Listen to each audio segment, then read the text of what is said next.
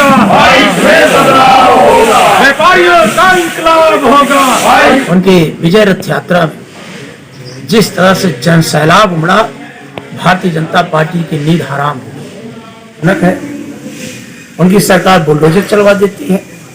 तो आखिर जिसने 21 लाख लोगों के ऊपर उनके सपनों को तोड़ा है, आखिर उनके घरों पर बुलडोजर कब चलेगा? समाजवादी पार्टी के ट्रोलिया से विधायक डॉक्टर संग्राम यादव ने की प्रेस वार्ता। बता दें कि समाजवादी पार्टी कार्यालय पर प्रेस वार्ता करते हुए क्षेत्रीय विधायक डॉक्टर संग्राम यादव ने कहा कि उत्तर प्रदेश की जनता आज पूरी तरह असहाय, अपने आप को छलावा ठगा हुआ महसूस कर रही है। उत्तर प्रदेश में किसान आत्महत्या करने पर मजबूर है, महिलाएं अपने ऊपर हो रहे अत्याचार से दुखी हैं, व्यापारी से धनुगाही की जा रही है। उत्तर प्रदेश में कानून व्यवस्था नाम की कोई चीज ही नहीं रह गई। उन्होंने अत्रौलिया की समस्त देवतुल्य जनता से विनम्र अपील किया कि आप सब जानते हैं, भाजपा सरकार में किसानों, छात्रों, बेरोजगारों, महिलाओं, शोषितों, वंचितों के ऊपर लगातार अत्याचार हो रहे हैं। लगातार बढ़ती महंगाई, बेरोजगारी, खाद बीज की कालाबाजारी, प्रतियोगी परीक्षाओं के लगातार हो रहे पेपर लीक, फसलों के उचित भुगतान न होने सहित भाजपा की जन विरोधी नीतियों के खिलाफ 8 दिसंबर को समय 11 बजे सिकंदरपुर से मदियापार मोड़ तक जन आक्रोश पदयात्रा निकाला जा रहा है। इस अहंकारी विकास विरोधी भाजपा सरकार के खिलाफ जन आक्रोश पदयात्रा में शामिल होकर अपनी आवाज को बुलंद करें और 2022 में इस सरकार को उखाड़ फेंकने का संकल्प लें। डॉक्टर संग्राम यादव ने आगे कहा कि पिछले 4 वर्षों के दौरान मानवाधिकार आयोग की सबसे ज्यादा नोटिस उत्तर प्रदेश को मिली है। यह नोटिस पुलिस गिरफ्त में पुलिस द्वारा जनता को बर्बरता से पीटने जैसे अन्य मामलों के चलते मिली है। उन्होंने कहा कि अपराधों से मुक्त होने का नारा देते देते आज उत्तर प्रदेश अपराध का गढ़ बन चुका है। पुलिस द्वारा सरेआम व्यापारियों की हत्या कर दी जा रही है और सरकार FIR करने से बच रही है। इस मौके पर मुख्य रूप से ब्लॉक प्रमुख चंद्रशेखर यादव, नगर पंचायत अध्यक्ष सुभाष जायसवाल, संजय मिश्र, सचिन जायसवाल, शीतला निषाद, राधेश्याम लीडर, जनार्दन यादव, पिंटू यादव सहित तमाम लोग मौजूद रहे। आइए सुनाते हैं इस मौके पर मीडिया से बातचीत करते हुए डॉक्टर संग्राम यादव ने क्या कुछ कहा। आजमगढ़ से विनोद राजभर की रिपोर्ट। अत्रौलिया की समाजवादी पार्टी के कार्यालय में आज इस प्रेस वार्ता के अवसर पर हम सभी समाचार पत्र प्रतिनिधियों का, इलेक्ट्रॉनिक चैनल्स का हार्दिक स्वागत करते हैं, अभिनंदन करते हैं। और हमारे प्रेस वार्ता का जो मकसद है, जो हमने आपको कष्ट दिया है, इस बात को लेकर के कि आज उत्तर प्रदेश के अंदर सरकार नाम की कोई चीज़ रह नहीं गई। लोकतंत्र आए दिन पिछड़ा जा रहा है। जो उत्तर प्रदेश की विधानसभा है, जिसमें लोग चुन करके गए हैं, उसके दरवाजे बंद हैं। जो बड़े मेहनत मशक्क़त से देश को लोकतंत्र मिला था कि हम सब आपसी विचार विनिमय से कोई रास्ता निकालेंगे, लेकिन आज जो चर्चा का केंद्र ना होकर के आज विधानसभाएं एक दिन के लिए बुलाई जा रही हैं। आखिर जनता का चुना हुआ प्रतिनिधि किसके बीच बहस करे, कैसे चर्चा करे?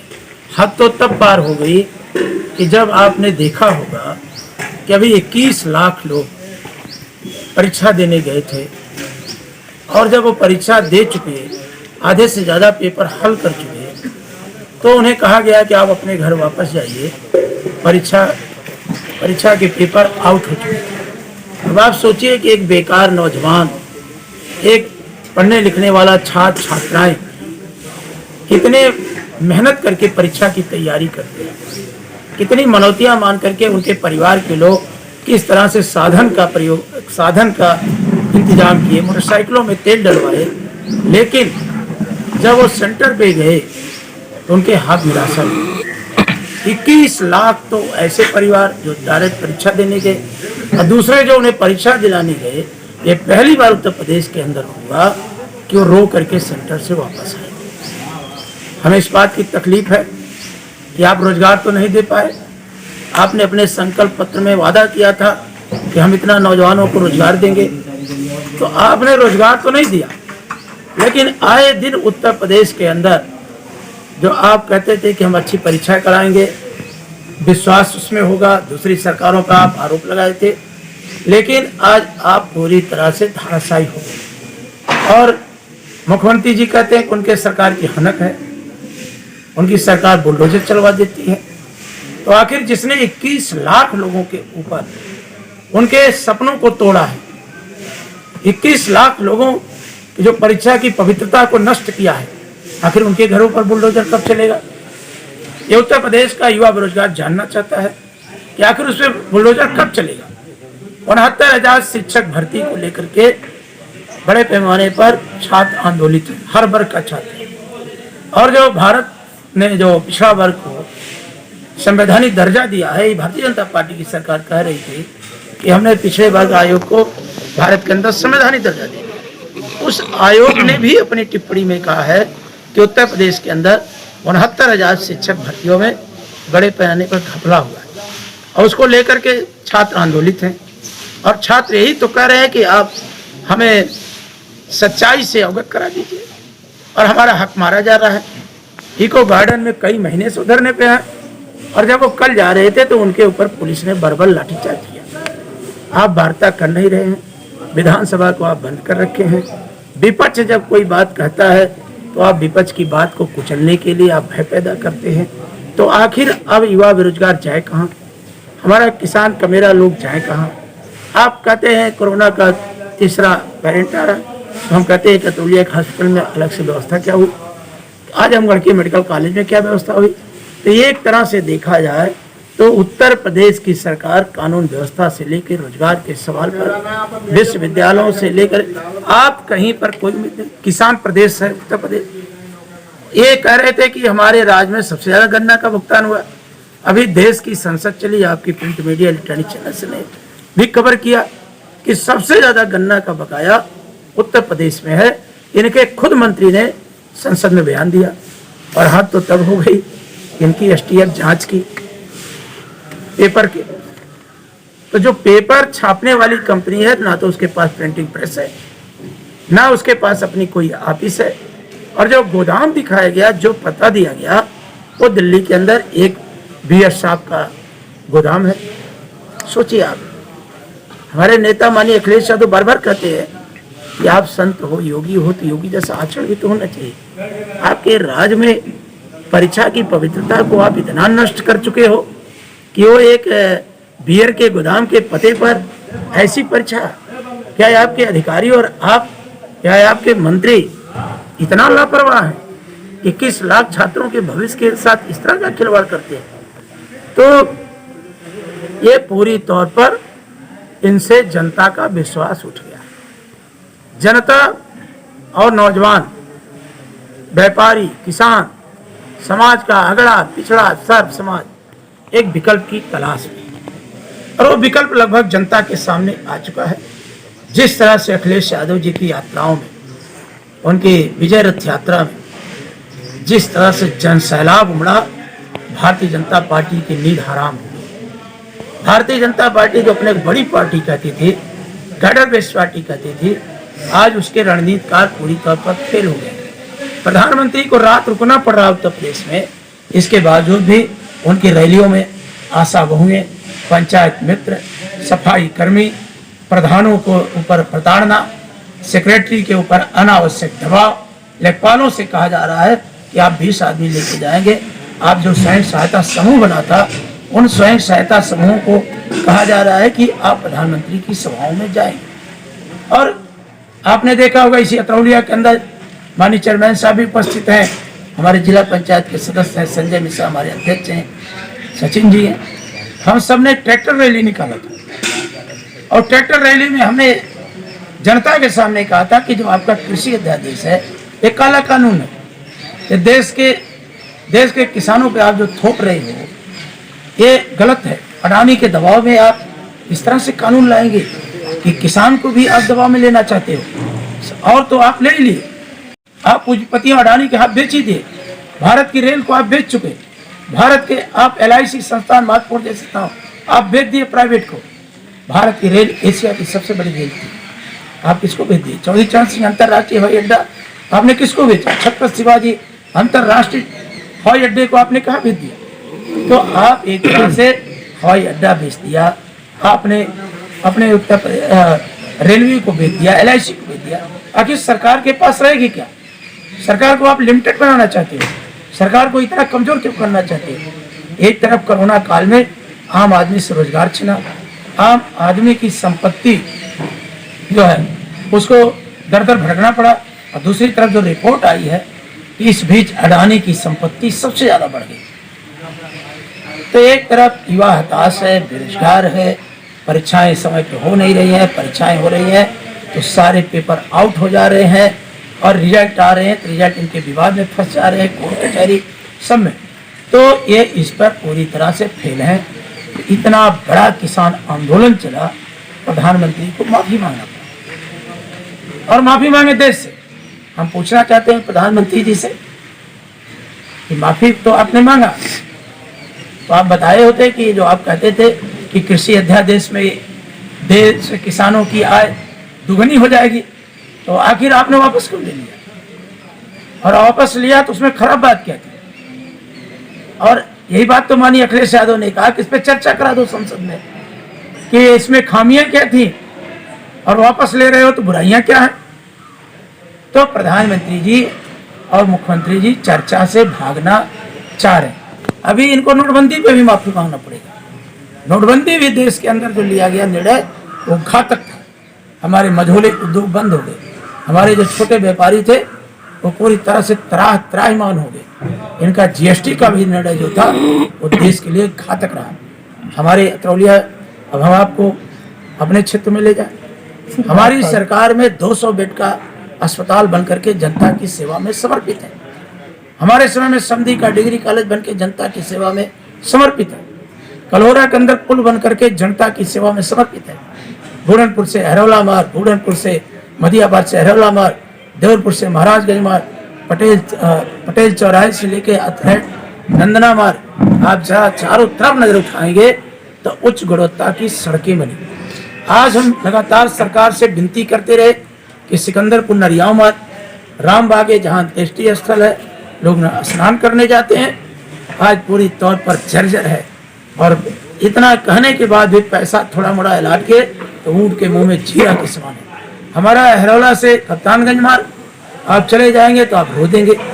तो सरकार पूरी तौर पर विकास में फिर लोगों का अच्छा शासन देने, फिर आए दिन हत्याएं, लूट, डकैती, बलात्कार, छिनैती, और जो अभी नीति आयोग ने अपनी रिपोर्ट प्रसिद्ध किया, भारत का नीति आयोग, उसने जो गरीब श्रेणी में है उसमें उत्तर प्रदेश को भी शामिल किया। शर्म आती है कि देश के अंदर जो बांदा जनपद है, चित्रकूट है, महोबा है, ललितपुर है, उसने कहा सबसे ज्यादा गरीबी है, तो गन्ना मूल्य का भुगतान नहीं कर पाए। तो हम ऐसे अवसर पर आपको जो बुलाए हैं कि जब विधानसभाएं बंद हैं तो हम ऐसे में किसानों की बात को, नौजवानों की बात को, कहाँ किस प्लेटफार्म पे कहें, तो उसको लेकर के हमारी पार्टी ने तय किया है कि हम 8 तारीख को 12 बजे से सिकंदरपुर के मोड़ से एक जन आक्रोश पद यात्रा निकालेंगे। और उस पद यात्रा, जो हमारी पद यात्रा है, वो सिकंदरपुर से छितौनी, छितौनी से परमेश्वरापुर होते हुए, हमारे केसरी तिराहे से होते हुए, पूरे नगर पंचायत के भ्रमण करते हुए वो जाकर के मदिया पार के मोड़ पर समाप्त हो जाएगी। हमारी यात्रा का मुख्य उद्देश्य बेतहाशा जो महंगाई वृद्धि है, सरकार महंगाई पर रोक लगाने में नाकाम है। सरकार एक तरफ महंगाई आसमान छू रही है और दूसरी तरफ हमारे नौजवानों को जो रोजगार मांग रहे हैं उन पर लाठियां बरस रही हैं। जो इनकी बातों को, जो ये झूठी बातों को मनवाना चाहते हैं, अगर उसका विरोध करता है तो उसके ऊपर इनकी लाठियां बरसती हैं। तो हम जो भ्रष्टाचार के खिलाफ, महंगाई के खिलाफ, जो रोजगार देने में सरकार असफल हुई है, उसके खिलाफ, जो स्वास्थ्य सेवाओं में दर दर लोगों को भटकना पड़ा है, आज बेहतर स्वास्थ्य सुविधाएं कैसे आए, इस सारे बुनियादी सवाल पर किसान को जो डीएपी खाद के लिए दर दर की ठोकरें खानी पड़ रही हैं, इन सारे सवालों पर हम जनता से अपील करते हैं, छात्र नौजवानों से, आपके चैनल के माध्यम से, आपकी प्रिंट मीडिया के माध्यम से हम अपील करते हैं कि आइए।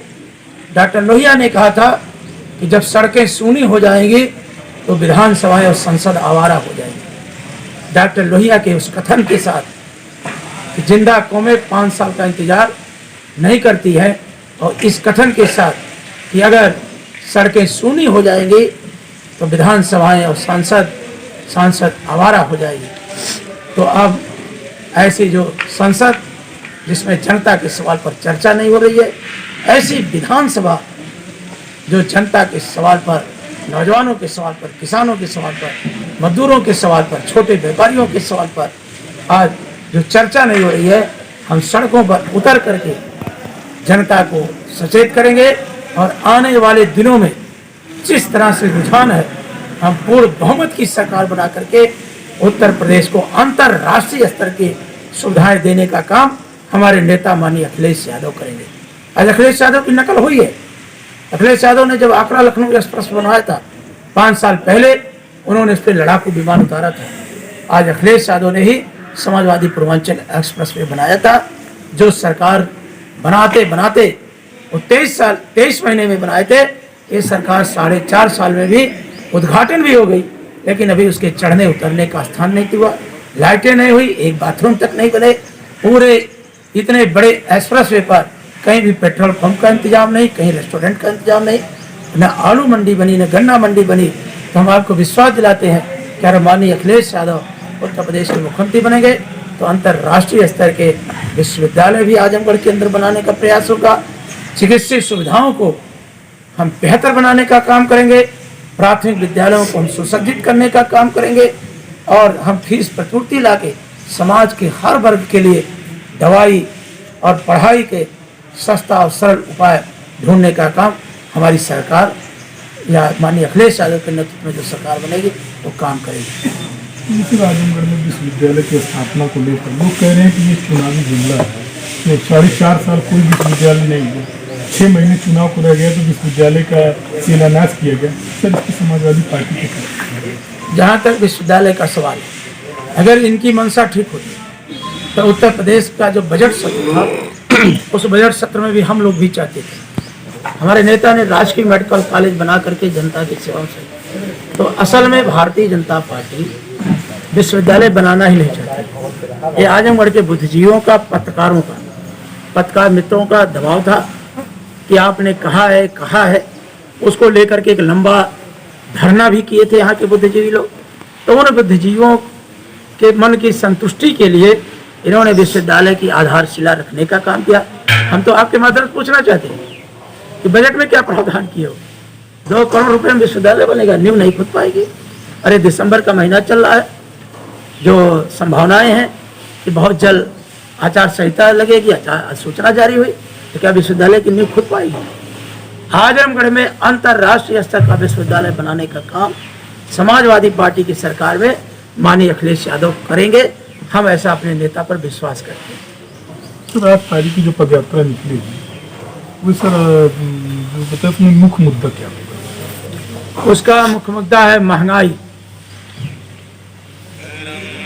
बढ़ती हुई बेतहाशा महंगाई, बेरोजगारी, परीक्षाओं पेपर आउट हो जाना, प्रतियोगी परीक्षाओं में व्यापक पैमाने पर धांधली, जर्जर सड़कें, बदहाल स्वास्थ्य सुविधाएं, धान की खरीद ना होना, गन्ना किसानों का बकाया का भुगतान।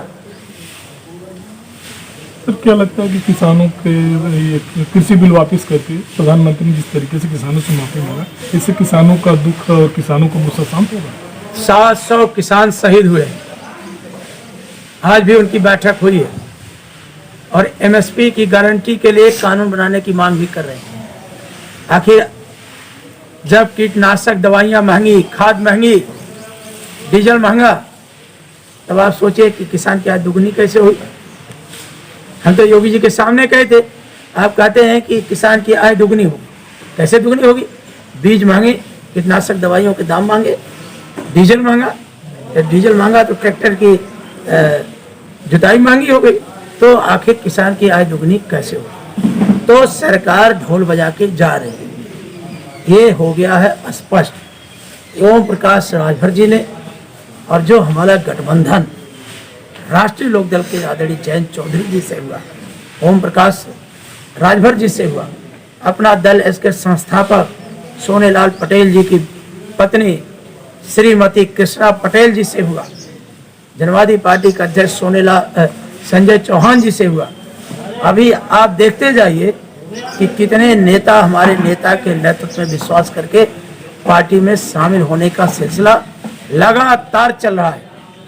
तो इतना बड़ा बदलाव उत्तर प्रदेश बदलाव के मुहाने पे खड़ा है कि हर चैनल तो अब तो दिखा रहे हैं।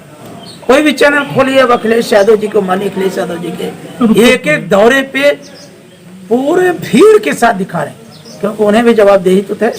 2 महीने बाद वो क्या कहें। उत्तर प्रदेश में समाजवादी पार्टी सरकार का विकल्प के रूप में उभरी हुई है। ऐसे में सर विधानसभा चुनाव में समाजवादी पार्टी समाजवादी पार्टी कितनी सीटें जीतने के बाद, जबकि हमारे नेता ने कहा है कि जनता बहुत गुस्से में है और लोग बहुत गुस्से में है, तो भारतीय जनता पार्टी का सफाया करें।